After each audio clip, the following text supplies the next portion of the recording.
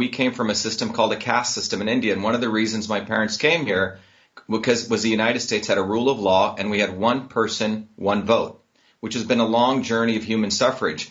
What you see that has happened in America over the last 30, 40 years with the development of these electronic voting systems, there's a feature, a documented feature in these systems, not something that's not unknown, that's called a weighted race feature. That's what it's called. You can look at the 2002 Diebold manual. It's called a weighted race feature. What that means is how many ever votes were, coming in, people who actually voted, the number of people, let's say that's X, and the number of votes that were cast should be equal, right? Well, it turns out that's not true because these systems can multiply people's votes by a factor, a weight.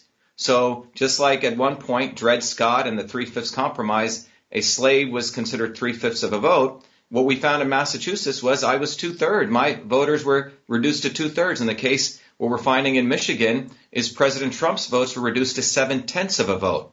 And the fact that the electronic voting systems have this feature, and more importantly, the fact that the state election directors and the secretaries of state have certified, allowed these systems, is quite criminal. And what I found interesting is that at the federal level, the Department of Justice should have intervened, because when these weighted race features are there, the way that you can detect it is with what's called the ballot images. And guess what? Many of these states are deleting the ballot images, particularly for federal elections, which is a violation of 52 U.S.C. 20701.